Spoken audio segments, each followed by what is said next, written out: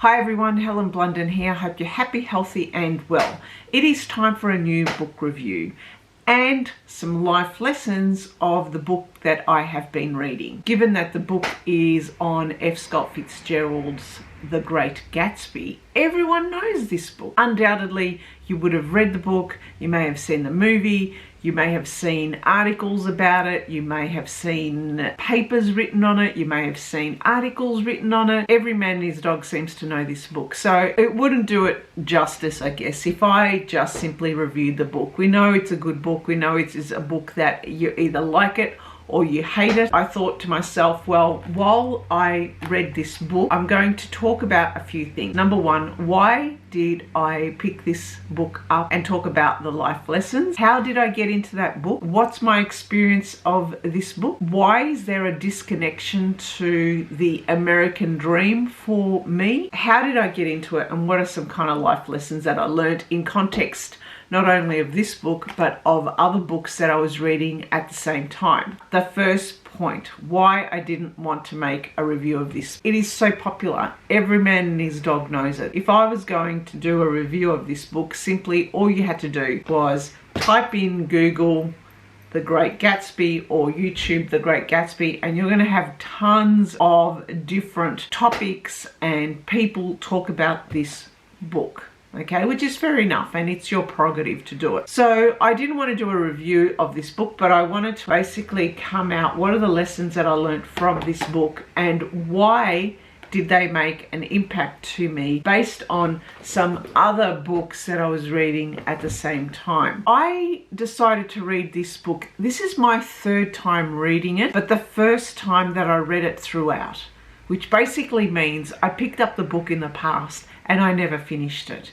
And there had to be a reason why I never finished it. And I think it was because the writing was a little bit difficult. The writing was flowery. There was a lot of words. Don't get me wrong, the words were beautiful, but there were things for me that I guess that really didn't stand out. I came into this book with, I guess, a different perspective, a different lens to what many others would have come to this book. The question is, why did I pick it up for the third time?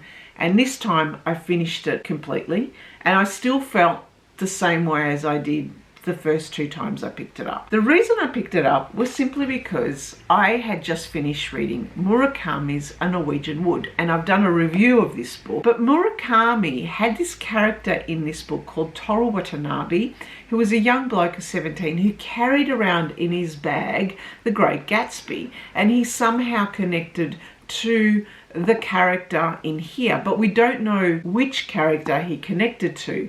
Now, if you read this book, you can pretty much glean what kind of, I guess, the reason why he liked this book.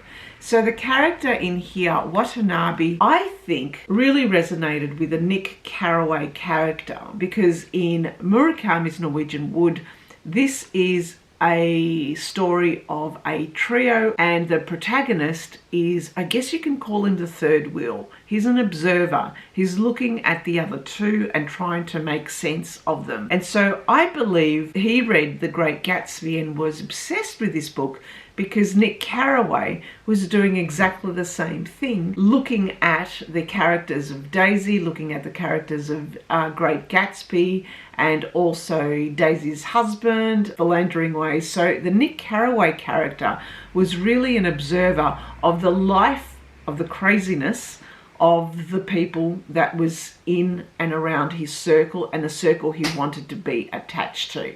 So the character in here was obsessed with this book. I didn't get that obsession.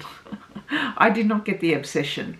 The character of this book said that he carried this book in his bag all the time and would flick open a page and would simply immerse himself into it straight away, and he got it. And I had to think to myself, and this might be a question for you as well, what book have you been obsessed by? For me, if I could think of a book that I have been obsessed by where I carried it in my bag for months on end, which is what I did. I read it 3 times consecutively. I could not put it down. I carried the book in my bag. It was Salinger's The Catcher in the Rye. Surprisingly, some people despise The Catcher in the Rye. They hate the Holden Caulfield character. They wouldn't even think about The Catcher in the Rye. They hated the book. I know my husband hated the book. He was vehement with his distaste of the book, whereas I loved the book. I was obsessed with it. I kept talking about Holden Caulfield. I thought I was Holden Caulfield. Everything that he wrote,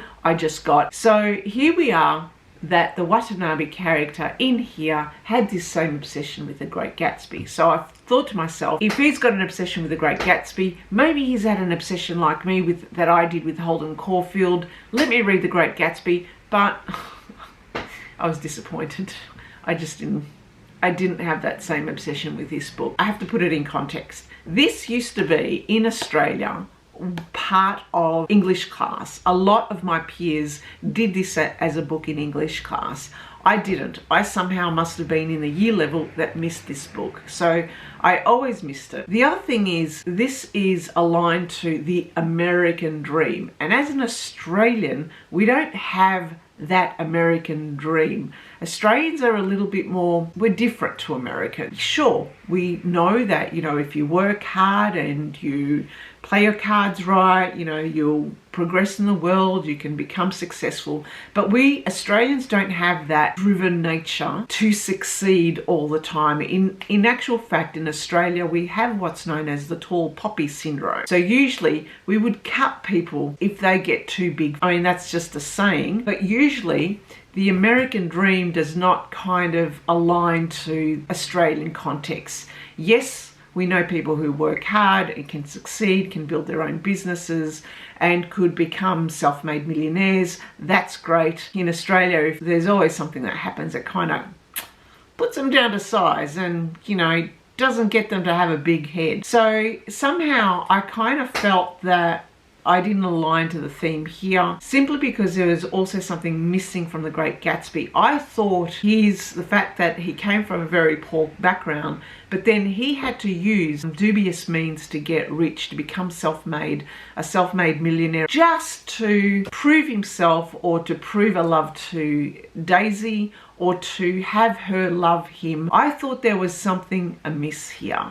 I don't know, he just didn't strike me as someone who I could connect to, simply because he was developing himself and developing his riches for a purpose that was not aligned to self-actualization, but was for a purpose aligned to making him be accepted by another person who is not of his class, that is Daisy. So I think that's why this book just simply didn't gel with me. It was kind of like the Nick Carraway character was observing the fakeness of people around him, and they were fake. They were of an upper class and they were lounging around, they were partying, but the true essence of life, the true essence of being in life, the true essence of being a person somehow was missed on them. There was no one who came to his funeral, and we have a saying here in our household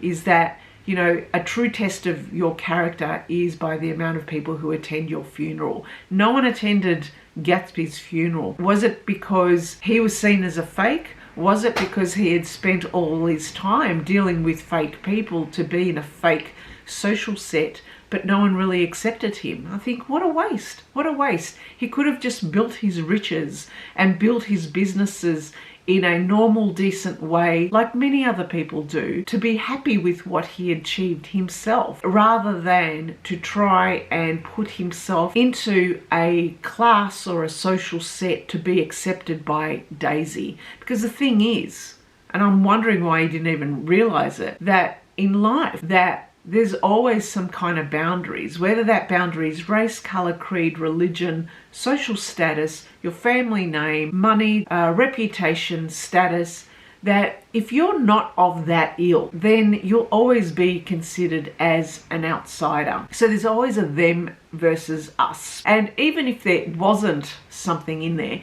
our brains would make it be that there is something different, that we would make ourselves feel as if we're not part of that. I think for me, The Great Gatsby Yes, it was a decent read. I read it, I finished it, but I didn't get that same, wow, you know, the Gatsby character. I did feel sorry for him. I did feel sorry for him at his funeral, but you know why I felt sorry for him? I felt sorry for him because he didn't realize soon enough that all his hard work, he could have put it into himself. He could have built himself up rather than appease or try and meet an expectation, an external expectation from a social class that was never going to accept him, because he didn't come from that background. He wasn't of that background. He didn't have the name and the long-term family name of it. I guess that's why I didn't really get to The Great Gatsby. However, I am glad that I read it and I finished it. I am glad now to understand what the themes are about. The themes for me in this book also were very close to the themes of this book, Murakami, but also a recent review that I did, which I'm not going to talk about here, but it was The Lovers, which is love across boundaries, love across splits, love across barriers. And we see these elements of love across something. This is love across class. This is love across the sea, and also class as well. And this one obviously was an observer looking at two other people who were so in love, and he couldn't be a part of it, so he observed. So that is my, I guess, life lessons for The Great Gatsby. My life lesson out of this was you're born into this world, into a social class, into a race, religion, into whatever. You can work your way out of it, but work your way out of it and do good for you yourself. And feel good if you can face yourself in the mirror every morning and say, you know what, I have done good for myself, I've done good for the world, just for no one else but for you, then all is well. Unfortunately, the Gatsby character, I thought, just did it for someone else. His intentions were a bit askew. Unfortunately, he didn't get to see that until quite late. Or maybe he did, and yet he still wanted Daisy.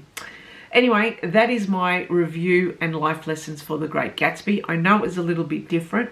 I think also it'd be really good if you have a book that you were obsessed about.